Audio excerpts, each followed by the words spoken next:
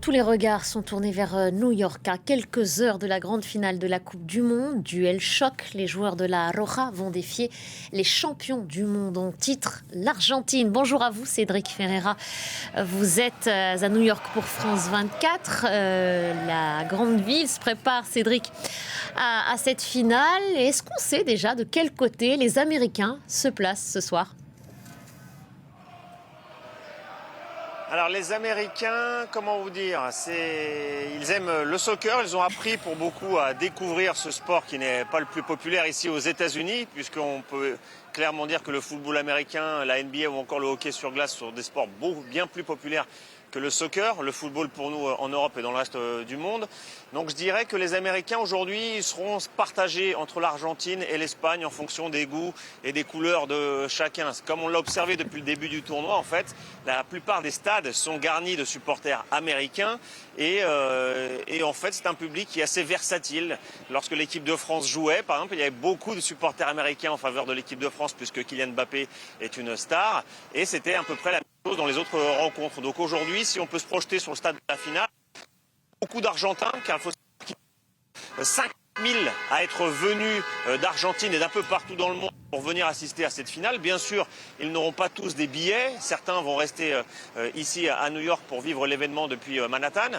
Mais le stade sera déjà aux couleurs de l'Argentine. Ensuite, pour le reste du public, il y aura quelques milliers d'Espagnols. Et puis les Américains qui... je dirais quand même que Lionel Messi est une immense star ici. Donc à mon avis, les Américains vont plutôt pencher du côté de l'Argentine. Après, en ce qui concerne ici l'ambiance sur place, clairement, Manhattan, depuis 48 heures, c'est argentin. Des maillots aux couleurs de l'Albi Céleste, c'est-à-dire bleu ciel et blanc. Il y en a absolument partout avec le flocage Lionel Messi, puisque vous savez que la star argentine a l'opportunité de remporter une deuxième Coupe du Monde consécutive. Et au moment où je réfléchissais à mon intervention, il y a un groupe d'une trentaine d'Espagnols survoltés qui sont passés en chantant la gloire de la Roja. Donc il n'y a pas que des Argentins, il y aura des Espagnols aussi tout à l'heure. En tout cas, ça promet une excellente ambiance entre Argentins qui ont débarqué de Buenos Aires, Espagnols qui sont venus en urgence depuis Madrid et les Américains au milieu et qui vont choisir leur camp en fonction, à mon avis, de la victoire. Ce sera un choix opportuniste alors. Vous citiez à l'instant ces voix, voilà, la voix des joueurs de la Roja qui se font entendre malgré tout à New York. Est-ce que l'Espagne doit être crainte du côté de l'Argentine ? Est-ce que dans une certaine mesure, les Argentins redoutent la rencontre face aux Espagnols ce soir ?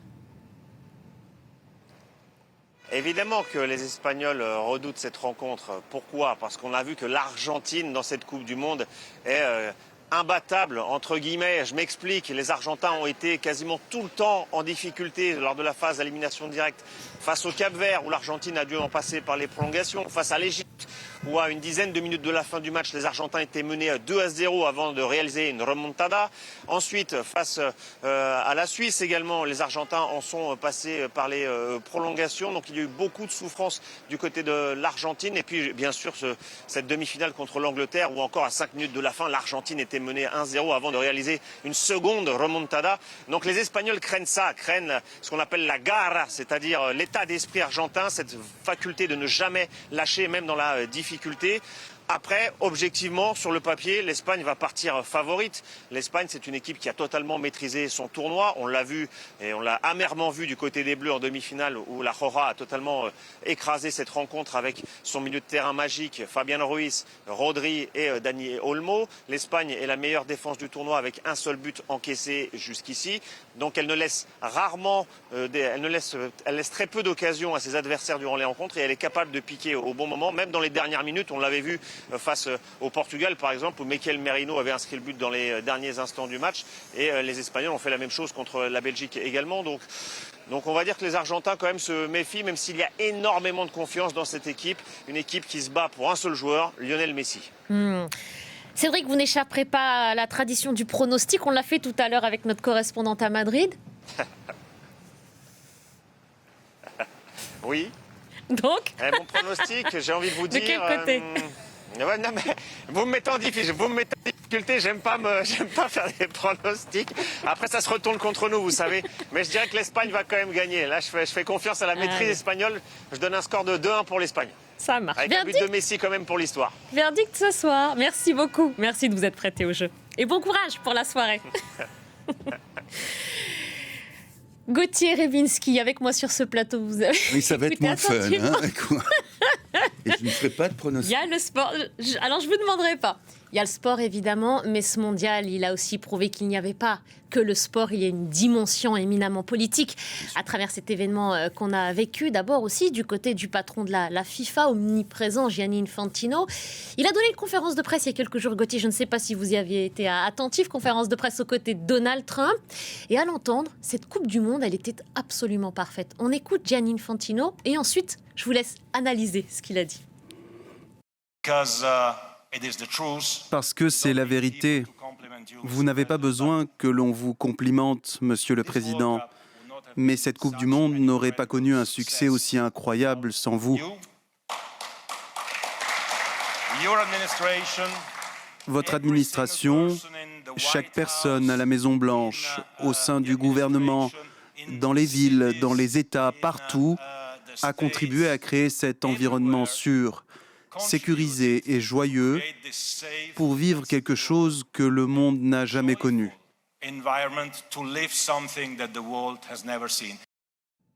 Voilà, donc à entendre Gianni Infantino, tout était parfait. Le président américain a évidemment largement acquiescé. Ce mondial, il a toutefois été, et on en a parlé sur cette antenne, Gauthier, marqué par les polémiques autour de l'arbitrage, intervention directe du patron de la FIFA pour faire annuler un carton rouge et faire plaisir au président américain, des attaques racistes aussi. Est-ce qu'il est hors sol, Gianni Infantino, quand il se félicite de ce mondial en faisant fi de tout ce qui s'est passé? Il n'est pas hors sol, il doit avoir la langue qui râpe un peu à force de faire des compliments. Non, il n'est pas hors sol, il est dans le rôle de quelqu'un qui n'a jamais été au fond arrêté, au sens où personne ne lui a jamais dit attention, là vous n'allez pas plus loin. Il y a quantité d'affaires qui traînent autour de Gianni Infantino, et là on voit bien que quand il s'agit de politique, on voit de quel côté son cœur balance. Vous vous souvenez qu'il avait même offert une statuette à Donald Trump pour lui dire vous êtes l'homme de la paix. Tout ça. Alors qu'il y a une règle au sein de la FIFA, c'est la neutralité. En Oui. tous les cas, lui, il a exigé qu'il n'y ait pas de transparence de choix politiques. Non, bien sûr, il en fait fi. Et d'ailleurs, le lien avec ce que vous disiez, c'est-à-dire le racisme, est la preuve. C'est-à-dire que ça ne l'a pas outre mesure gêné, cette affaire-là. Alors qu'il y a finalement des subsistances assez claires de ce que peut être le racisme dans certains pays, que ce soit l'Argentine, que ce soit le Paraguay, que ce soit d'autres. Et ça ne l'a pas... Finalement, ça ne l'a pas, non, même pas outré, mais il n'a pas eu de réaction majeure dans ce cadre-là. Ça veut dire que, pour un certain nombre de personnes, comme Gianni Infantino, seul le show compte, quel qu'en soit le prix. Et je pense qu'il a dit aussi que c'était l'un des plus beaux événements de l'humanité, ou quelque chose de ce type-là. Le plus grand événement humain, social et culturel que l'humanité ait jamais vu. Alors attendez, vous voyez à quoi... C'est ça que je vous demande, est-ce qu'il est hors sol ou est-ce qu'il... Non, parce c'est calculé. Alors oui, c'est calculé. C'est le discours de Trump aussi. Vous savez, quand il dit moi, je suis le président le plus extraordinaire que les États-Unis aient jamais eu.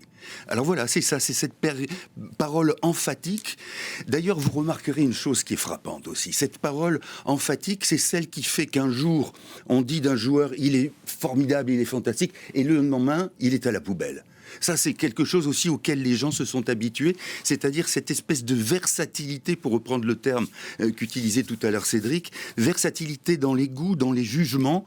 Finalement, on s'en fiche d'avoir raison ou tort, simplement le curseur balance et ça suffit à amuser la galerie. C'est très étonnant et finalement assez angoissant de voir ça, parce que quand ce genre de versatilité est relayé par un personnage qui devrait se tenir autrement, vous apercevez que lui aussi il est du même acabit. On a assisté à de très très belles rencontres sur le terrain entre les équipes qui représentent les différentes nations. On s'est retrouvés aussi dans des moments où il n'y avait franchement pas de respect entre les joueurs. On pense notamment à ce qui s'est passé entre les Français et le Paraguay. Est-ce que ça, Gauthier, c'est aussi révélateur de la politique qui est menée dans ces États-là? Est-ce que c'est aussi révélateur des relations qu'entretiennent les États entre eux? Oui, bien sûr. Le sport n'est jamais que, je ne sais plus qui disait ça, c'est une manière de faire la guerre, mais sans cartouche ni fusil. On parle parfois de diplomatie avec le sport. Bien sûr. Mais c'est vieux comme les Jeux Olympiques. Athènes et Sparte se rencontraient pour ne pas se faire la guerre, et puis des fois ils arrêtaient pour se faire vraiment la guerre. Mais oui, c'est ça, c'est une forme de bataille. Alors, elle est un peu... Là, en ce qui concerne le racisme, c'est un peu inattendu dans la mesure où si vous avez dans un certain nombre de pays comme l'Argentine, le Paraguay et d'autres, des résidus des déchets, on pourrait dire, de ce qu'ont été les dictatures dans ces pays-là. En marge, en raison du racisme aussi qui est fait vis-à-vis des gens de couleurs différentes. Là, vous avez quand même quelque chose qui a fait presque pchit, si ce n'est la gravité de ce qui était adressé, mais que peut-on voir entre le Paraguay et la France dans cette sphère-là, si ce n'est la volonté de piquer, justement, d'envoyer, comment dirais-je, des messages, mais qui sont nuls et non avenus, comme Mariano Rajoy, l'ancien Premier ministre espagnol. Que peut-on dire de ce qu'il a dit en matière de racisme ? Rappelez-le, s'il vous plaît. Il a dit simplement qu'il n'y avait pas de Français. Au sein de l'équipe de France. Au sein de l'équipe de France. Vous savez d'où il vient, Rajoy ? C'est un ancien qui a prospéré sur la personnalité de Manuel Fraga, qui était un ancien franquiste. Il n'y a pas de hasard complet. Vous voyez, il y a chassé le naturel, il revient au galop. Rajoy, tout d'un coup, bien sûr, veut se mettre en avant pour les élections, mais le type d'argument qu'il utilise, n'importe qui d'autre aurait pu utiliser un autre argument. Non, là, il y a quelque chose qui vient du fond, qui vient du cœur, ou plutôt des tripes, et qui a pour but de stigmatiser une partie de la population. Là, il y a quelque chose de très fort, et c'est malheureusement, au fond, cette Coupe du Monde, comme d'autres événements sportifs, elle est un reflet de cela, une manière de mettre au premier plan, malheureusement, ce type de dérive et ce type d'ineptie. Et si on met tout cela de côté, est-ce qu'il y a quelque chose de propre et de particulier au foot ? Est-ce que c'est vraiment quand il s'agit de foot et de rencontres comme ça à échelle mondiale que ça peut révéler le plus beau comme le pire ? Oui. C'est-à-dire que c'est un des sports les plus anciens, les plus populaires, à l'est comme à l'ouest, au sud comme au nord. Simplement, alors c'est vrai, vous avez dit qu'il y a des beaux moments, il y a des moments de fair play. Moi, je pense aux personnes qui sont dans des milieux beaucoup plus populaires et où une victoire ou une défaite, ça représente quelque chose d'énorme. Il y a aujourd'hui en France, mais dans d'autres pays, des gens qui ont pris en pleine figure, de manière émotionnelle et affective, la défaite de la France, parce que pour eux, c'était non seulement une manière de s'identifier à certains joueurs qui sont issus de ces couches-là, et puis aussi une manière de dire, bien, l'espace d'un instant, nous oublions nos déceptions, nos frustrations, nos tristesses, nos chagrins. Et là, eux, qui par exemple n'ont pas l'occasion de partir en vacances pour oublier tout ça, ils vivent quelque chose de très intense, malheureusement, sur le plan, une nouvelle tristesse, d'une certaine manière. Merci Gauthier, merci à vous pour cette analyse.